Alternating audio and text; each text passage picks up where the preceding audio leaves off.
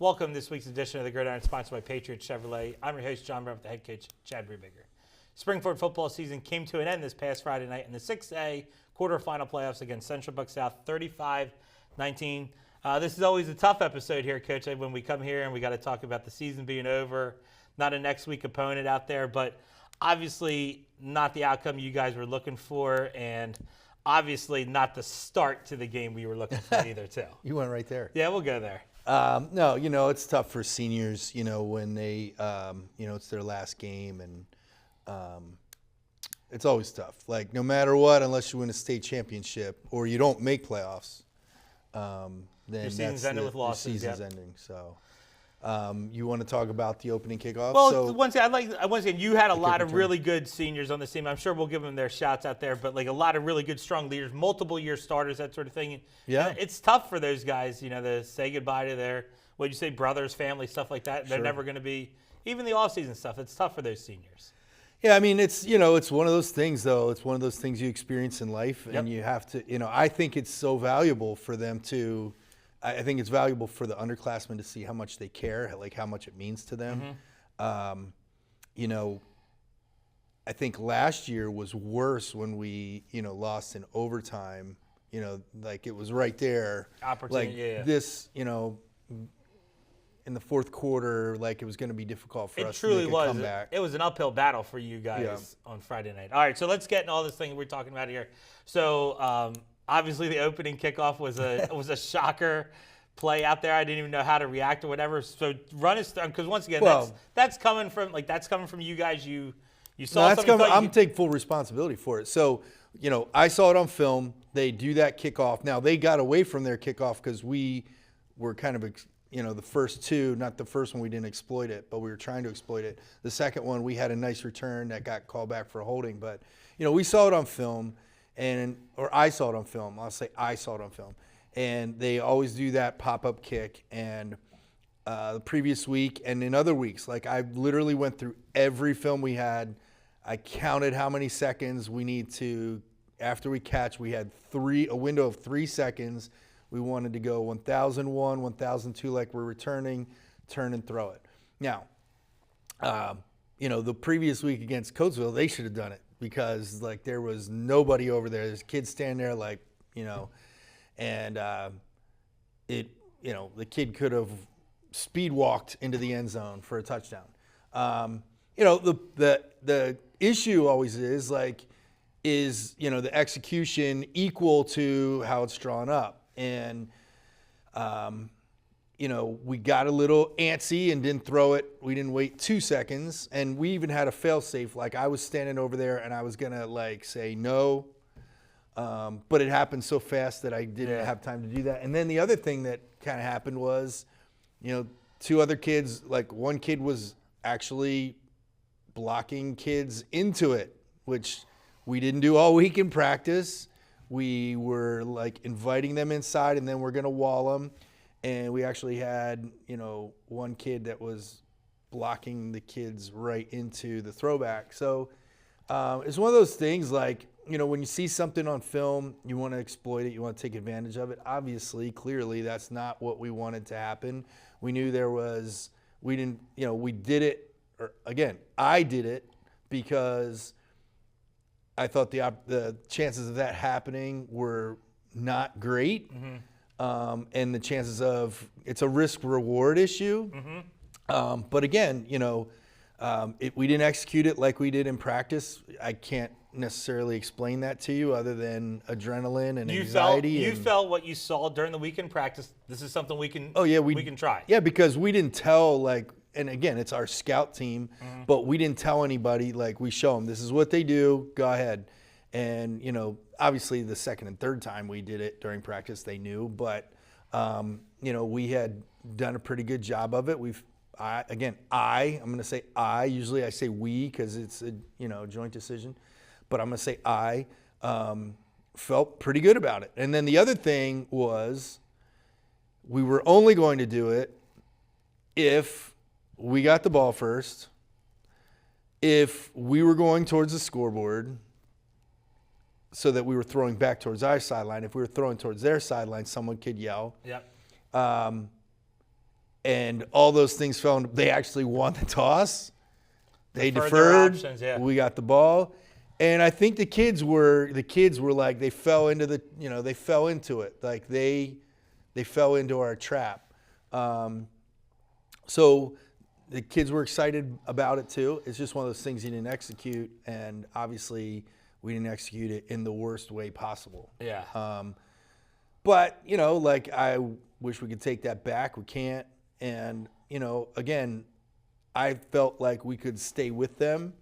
Going into that game, I felt we could stay with them offensively. I thought we could put enough points up that we could match them. And obviously we didn't do that. Yeah. Part of that was we had 2 drives stopped. We kicked field goals, but we lost, 2 drives there that we were moving the ball and ended up with field goals. So. Yeah, I guess the idea is what you said. You wanted to do it, the opening kickoff out there. There's part of me, I guess, that was saying that is a team, my opinion, built to play ahead. If they get ahead, Sure. they're going to run the ball. They're going to chew some clock against you. Yeah. I guess there's part of me is like, maybe we get up in the game, or, like maybe we're up 14-0. Well, that's what we were trying to do. Right, but I'm saying, like, try it later, I guess is my point. But I like you said, if we're going to do it, this is the time we're going to do it, and, and that's your opportunity to get there too. Yeah, and then I don't know. Like, I mean, you can parse it out. We can what if this, however way. You can all parse day it long. out a million different ways. There's a lot of different things you can say. Like, there's a lot of football coaches going through that in the country right now. Like, at Penn State, there's this big controversy. Do you know why Penn State went for 2 the first time, or the last time? I'm sorry. I felt like the first time when they went. Not the first, the last time. I'm gonna guess it still would have been a 2-score game though, right? Am I No, correct? if he kicks the extra point, it's a 1-score game. It's an 8-point. Oh, so like the analytics say you go for 2, then if you score again, you can kick a field goal and win the game then too. Is that right? Is that the argument behind that? Well, the argument is then the analytics are then that you need 2 scores. Yeah. Now, I disagree with the analytics on that, actually, because I've sat in these companies, like these colleges pay huge money, and then they try to get they get high schools to try to pay huge money too. Not what the colleges are paying, but I feel like you know what it is. You got a 1-score game. Yeah. If you go get 2 extra points, you're going to be in overtime. Now, if Michigan comes down and kicks a field goal, it's a 2-possession game anyway. But you got to think if we get a stop. So like there's a lot of that that goes on, and there's a lot of geniuses out there that sit in the stands and watch TV. I think I know. I know nothing, and just make sure that's perfectly clear. There was a little birdie told me on Friday there was someone yelling from the stands, they're going to run the ball. Yeah, good job. Wow, I wish we had known that. We'll talk about it later during the defensive portion of it, but there's a lot of geniuses out there who don't know anything about how to line anybody up or how to line an offense up or how to run an offensive play, who have opinions on football, and that's fine. Like, that's part of the fun of it. But at the end of the day, like, these guys have forgotten more than you'll ever know, and that's just something to always keep in mind. And once again, you're the head coach. You're making the decisions out there. Yeah, nobody and I take responsibility for it. I wish our players had executed a little bit better, obviously. But, it's one of those things. Like, playoff games are momentum games. And, again, we were okay. Like, we went down and got a field goal. Like, we were okay. I wish we had scored a touchdown. And I was going to say, you moved the ball in offense pretty good at times, with them essentially taking away Mason Scott in the game, too. You saw, like, there was a concerned effort on their part to take him away the game. And I thought you still moved. I know you had a long pass to him at the end of the game, but they had an effort of where. They did. I was disappointed. The one thing, if we're going to get into that, I was disappointed, like, that we weren't taking some of the bubble screens. There were times where we couldn't. Yes, there was 4 on 3 at times. That's what you're talking. That's what you're talking about. But there were other times where we were 3 on 3 with a safety, like, way back, and that's hard to see on the field. from our vantage point on the sideline, the kids can see that better.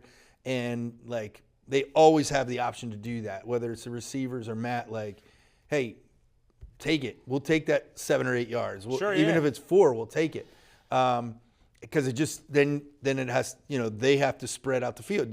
If we keep doing it, they've got to change what they're doing. But and I think that talks a lot about in the football game too, where like that Central Buck South doesn't have a lot of negative plays. Like even if they're running the ball, they're moving forward out there. They didn't have one. Right. Oh, like they messed up like a snap or something like that. I think they still got a yard on it. But I'm saying like our negative plays or our incomplete passes, like that's where the stuff adds up. Where like they're always moving forward. Yeah, and they didn't get penalized on Friday night. That really they got 2 unsportsmanlike penalties. One hurt them. One didn't hurt them because it was still 1st and 10. It was after a long run. I think it was 1st and 1 or something like that. You don't see that every day. Yeah. I think but yes, I got what you're saying. Yeah. But it's different styles. Like we have a pretty big offensive line, but we don't have an offensive line that big compared to them. And it's just, we have a different style. We have a different quarterback. We have different receivers than they do, and we're going to take advantage of what we have. So, but I like how you talked about the idea. It's okay to get 4 yards on a pass play. Sure. Every pass play doesn't need to be. Oh, no, right. Yeah. And it keeps people honest, and that's the biggest thing, I think, is keeping people honest. But, whatever. I don't want to be negative about this game. I don't want to be negative about our season. It comes down to like little things happen during the season that have a big impact. If we get that 2-point play against PJP, we're a 2 seed, and I'm pretty much guaranteeing we're playing this weekend against the Downingtown West team that's very good, but I would like to play them, and we'll get to play them next year. So. Yeah, it's a great little point out there because like they talked about, I was listening to a podcast where they're talking about the Bills and Broncos from Monday night. If the Broncos miss that field goal, you're like, the Bills are fine, nothing to worry about. Because the Broncos make that field goal, now the Bills are like it's one play changes their whole outlook. That's a good way of saying it. All right, let's take a look at the offensive highlights from Springford, Central Buck South. Offensive highlights are brought to you by Dimitri's Pizza. So this is a drop back. This is the end of the game, and this is just. You just need to see this because of the throw and the catch. How far he throws it, too. Yeah. And they're only rushing 3 here, too. Well, they did a lot of the night. Now, they brought some blitzes at later, times. but yeah, like a delayed especially blitz. when you get in the red zone, they would bring, they bring more than 3. But they pretty much sat in that for most of the night. This is a really nice run by Jamal Lewis, who's a junior. Guys got to do a better job of blocking downfield our receivers. Connor Hudak, watch Connor Hudak here. At the end of this play, like he takes off and gets somebody at the end. It's just a tremendous hustle play. See that at the end? He's going, what a tremendous job by Connor. But, again, we need to do a better job of blocking. Like right here, that's frustrating because that could be a 60-yard touchdown instead of a 25-yard run. But Jamal Lewis did a great job. We wanted to really get him the ball, and then the way the game went, it didn't work out as well as we would have liked it. He didn't get as many touches. That was a big first down here. This is like... Yeah, this was 3rd and 15, 16 yards. Right to the sticks. Yeah. And then we scored on that drive. I think that was when we had a quarterback sneak for a touchdown. And then this is, they did bring pressure here. Jamal picked it up. Jamal did a great job this year picking up pressure, and Bilal Abdurrahman gets the score there at the end. Watch Jamal on the right side. The offensive line does a really nice job, and then Matt puts it on the money for the score. This is your tush push, or whatever you want to call it here. Brotherly shove, as they say. Yeah. That was actually the second time we tried it. We didn't get it on the first one. But we just went no huddle and did it again. I think that was actually 4th down. I think it was 4th down. Yeah, good call, Kirkish. All right. We're not going to be negative. Let's not be negative. No, I agree. John. Yeah, I agree. Yeah, I agree. Like, I think once again, as we say here, like people wanted to hear what you, like it wasn't just off the whim. We're going to throw across the field. Yeah. You saw something and you. Oh, you're going back to that? No, I didn't even. But mean I'm that. saying, like once again, we're not. It's not like you're making decisions off. Like, let's just try this out here, right? Literally, we had 5 games worth of film, and I watched every single one in terms of that, like in terms of kickoff return, and we were watching 5-6 games and studying them multiple times. We had a good idea of what they were going to do. The long runs were a play that we put in during the week that we don't really, it's not even part of what we do, but, we had good success with it. So, I mean, our coaching staff works really hard, and our players work really hard. And when it doesn't get, when we don't have the result that we want, it's nice to have support, because if you're criticizing, I saw a great, this whole thing kind of ties into Penn State losing to Michigan too, because, if Penn State fans booed James Franklin, they were getting on him, and, and people were like, we're booing the coaches. No, you're booing the whole program. You're booing the players. Yeah. And the players, I guarantee, I know this, the players love James Franklin. The players love the coaching staff at Penn State, and they take it personally. Yeah. And so you can't, this isn't the pros, and you can't separate the two. They're all part of the program, so. Yeah, once again, that you get to the pros, it's like a business, you know Yeah. what I mean? And you can quickly fire somebody and Sure. trade or whatever, that sort of thing. Doesn't work like that. These are the guys you got, and you're going to Yep. coach them the best you can out there. Yep. And like you said, tons of great things that we can talk about here Yeah, towards the end about absolutely. that you accomplished on the year. But we got to take a break. It was a long Okay. segment. We're going to take a quick commercial break here, and we're back with the defensive highlights from Springford, Central Bucks South. The family's visit to the forest inspired a beautiful question. Mother, mother, am I a tree? You tell me to stand tall. You tell me to stay rooted. I think I am a tree. My child, of course you are. But what kind of tree will you be? The kind to hug or the kind to climb? Doesn't matter which you choose, so long as you choose to be a tree that's kind. Make the forest part of your story at a park near you. Find one at discovertheforest.org.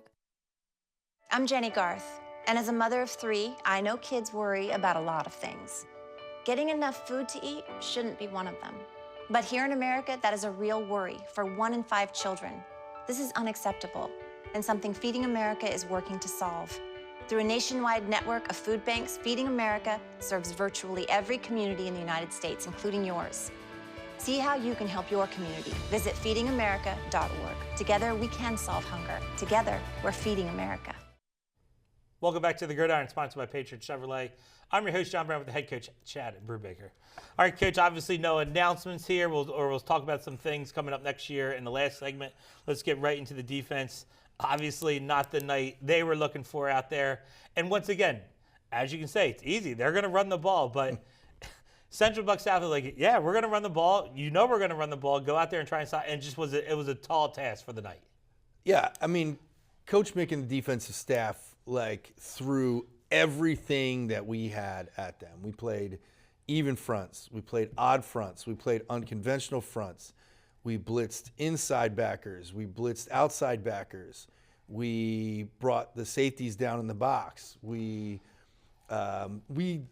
literally did everything they possibly could do, and we just couldn't stop them. Now, they were big up front. One of the things that was happening was our guys were struggling to get off blocks. And that's because there's dudes that are big and well coached as well, and struggle. We just struggled to get off blocks.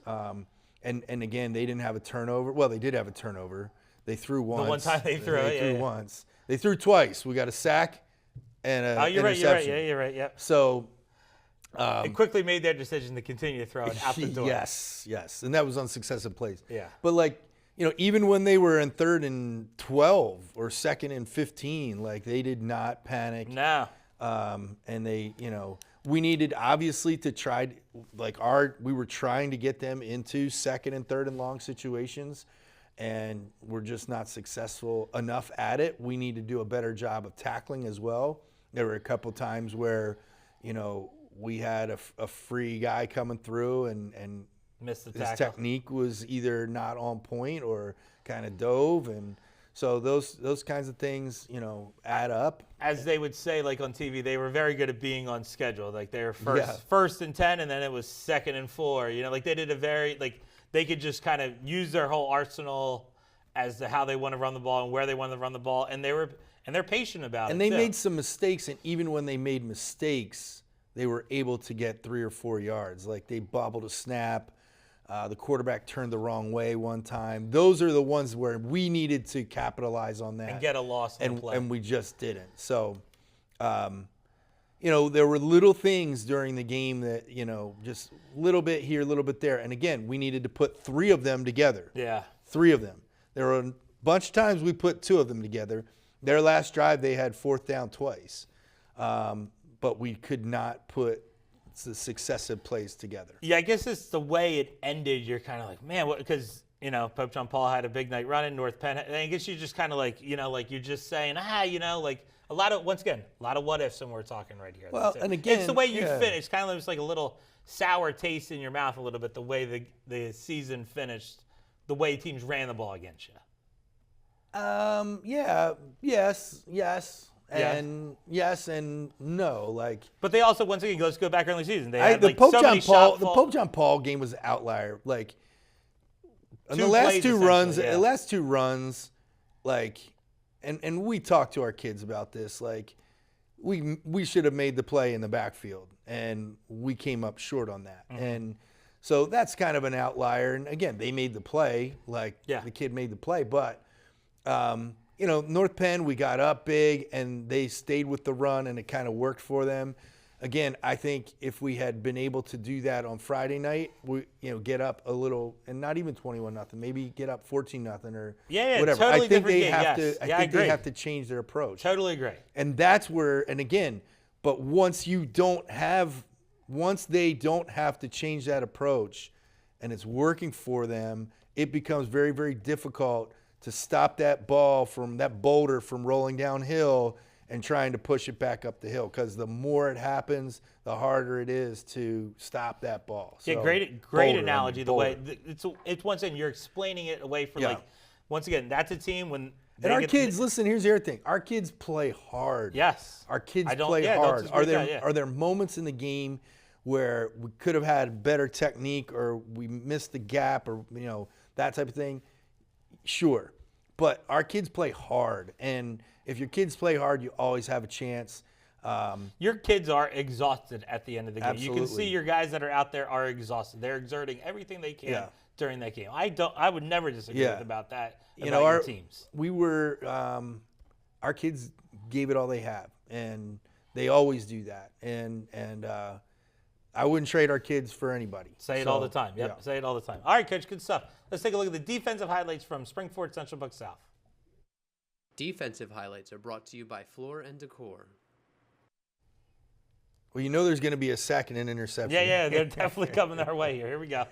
So you can see us blitzing gaps right there. There you go. That's a big play. There you go. Mike Bendowski makes the play up but the he middle. still almost gets himself back to the line of scrimmage here, too. But yes. He did. We blitzed 3 linebackers on that play. 3. All right, here's the interception. Blake Turner gets over the top and makes the play. Again, that's the last play of the first half, essentially. They're trying to make a play. Yeah, trying to make a play. If you don't make this play, it could be a touchdown. Yep, absolutely. 2's right there. Here, this is what we needed more of. Great job by Owen Norman. You'll see him here at the left defensive end. He did a really nice job. Really nice job. Gets an opportunity to make a play and makes it. I mean, just look at all those bodies and spit. You know what I mean? They're getting so many bodies to the point of attack too. This is A.J. Moyer. Man, this would have been big, right? Yeah, he was stopped. He was, but it would have been nice if someone blinked for a second.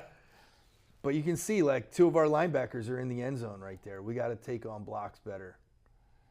So. Yeah.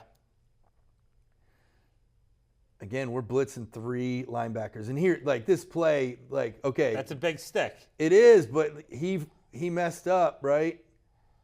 They missed the handoff, and they still get 2 yards. Yeah.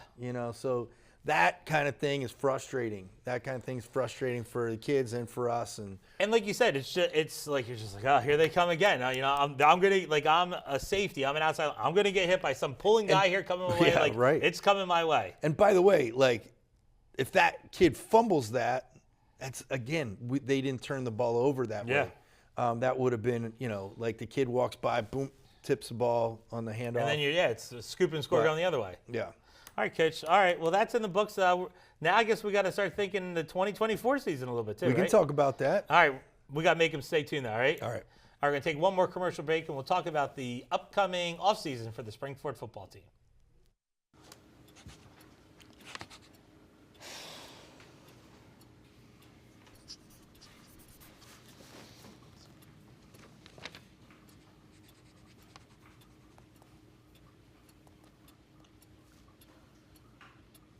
If you love them enough to relearn math so you can teach them math, then surely you'll check nhtsa.gov/the-right-seat to make sure they're correctly buckled in the back seat.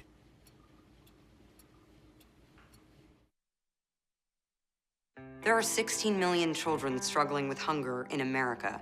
That's 1 in 5 daughters, sons, neighbors, and classmates who don't know where their next meal is coming from. Yet billions of pounds of good food go to waste every year.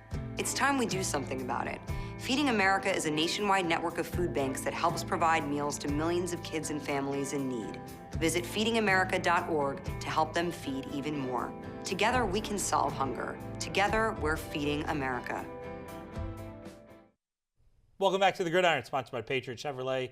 I'm your host, John Brennan, with the head coach, Chad Brubeck. All right, Coach, I see your note sheet over there. You got a lot of things to talk about here. So, I got a trivia question for you. Oh, okay. All right, go ahead. Yeah, how many of the teams on our schedule that we played this year are still in playoffs? Well, Central Buck South, they're still alive. They are. Pope John Paul's still alive. Correct. I think Cumberland Valley is probably still alive. That is correct. Manheim Township, I'm going to guess, is still alive. Correct. So the answer is 4. Oh, look at me right there. The answer is 4. I got no prior heads up on that question right there. Just how in tune I am to high school football. Just to put everything in perspective, right? Like, we tried to play a very difficult schedule.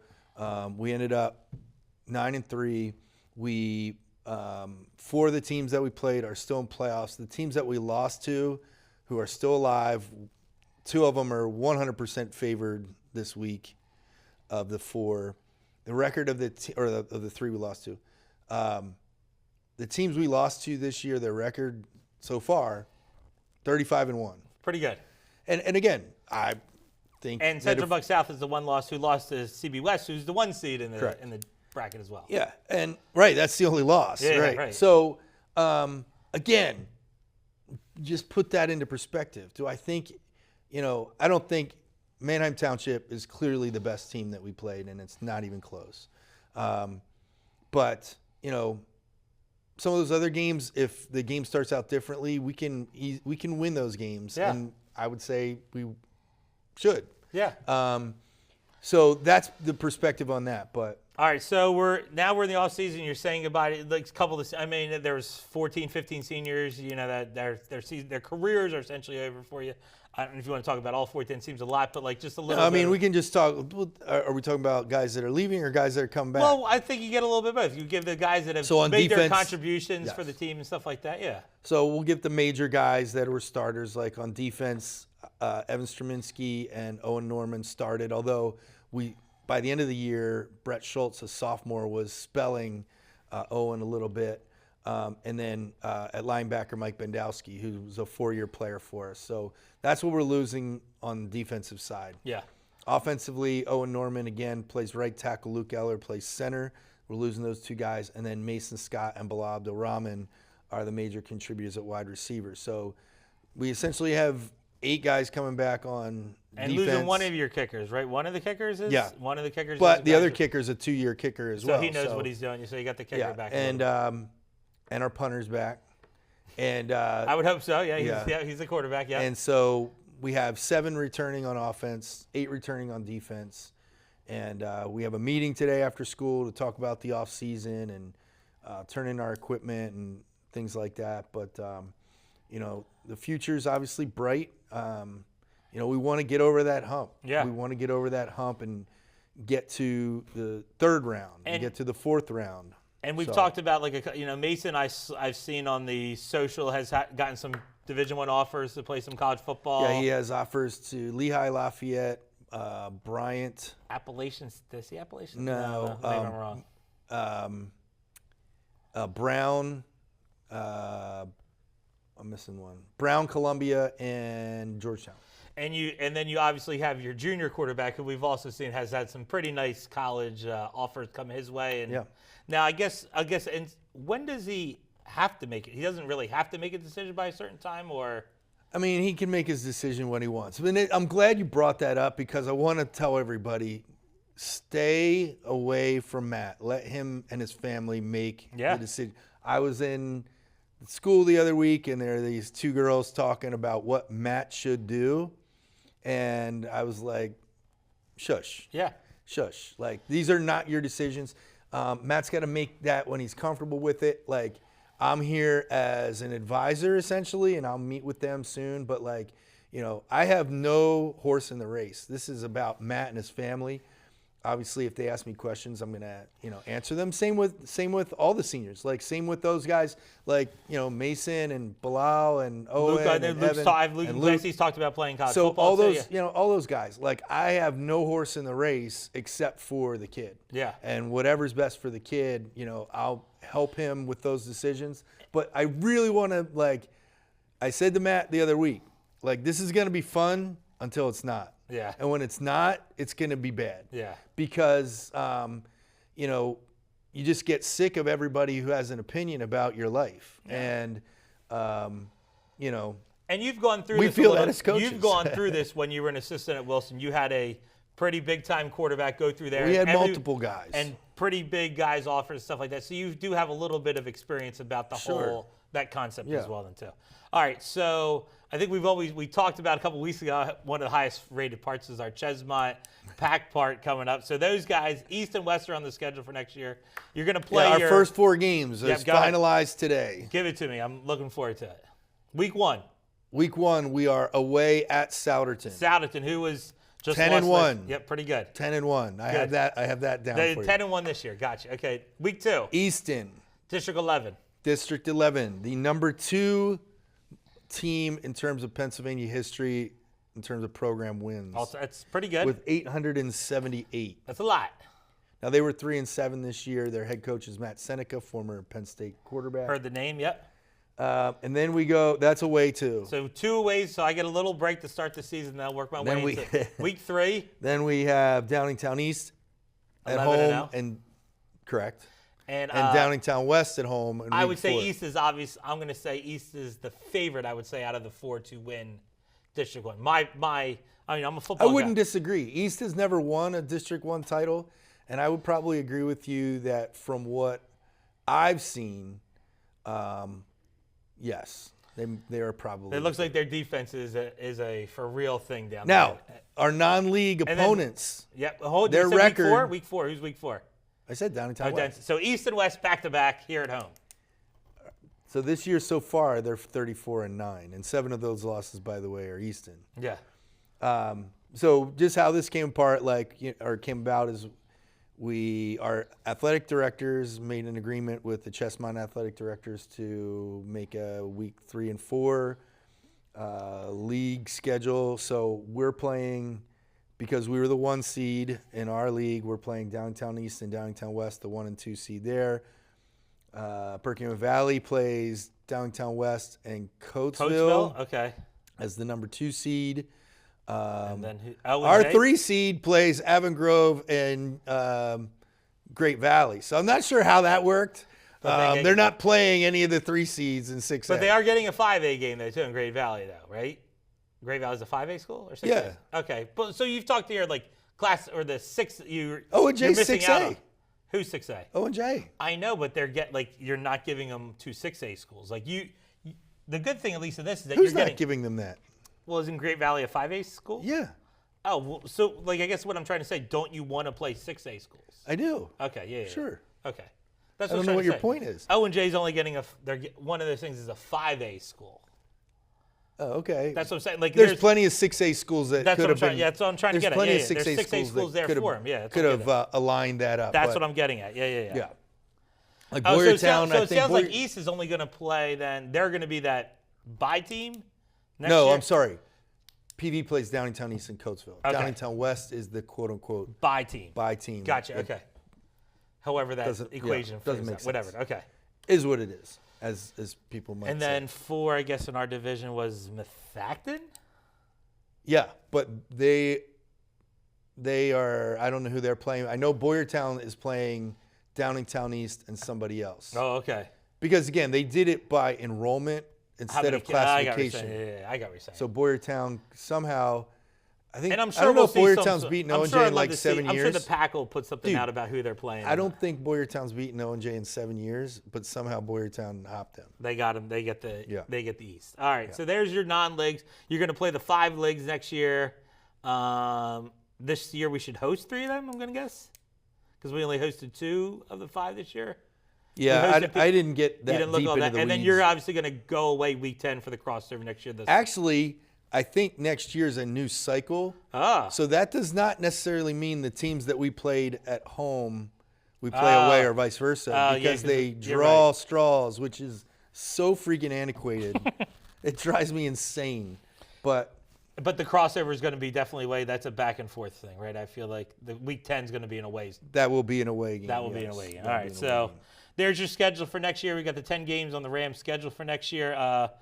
Obviously, you're going to get those kids in the weight room. They're going to get down there. They're going to start lifting. But you got some guys going to play some basketball. You got some guys going to winter track. You guys got doing other things here, too. Yeah, if guys are in a winter sport, we always encourage that, whether it's wrestling, winter track, basketball. So there's a lot of guys. We have a lot of guys, especially at the 9th grade and 8th grade levels, doing that. And then, even they'll lift with, if they don't play winter sport. If they're on basketball, they're lifting with basketball anyway, yeah. But if they don't have a winter sport, they'll lift with baseball. Okay. So, or whoever. Lacrosse. So, gotcha. Yeah. All right. Any final thoughts on any final message you want to give out there to? No, like our graduating seniors did a great job, as a class. Like, love all those kids. They were tremendous program kids. They did everything we asked. I think I said this in the paper the other week. They do everything we ask and a lot of things we don't ask. Yep. And that's a tribute to their parents and their families and the culture we have here at school. I have Mike and Luke in class this year, and I said it's been a pleasure the past couple of years watching you guys. And they were very, thanks, Mr. Brennan. Very, very nice, very appreciative. I think they know that a lot of teachers around here care about what's going on in the school too. So yeah. All right, Coach. Well, hey, season. Right, what number is this in the books?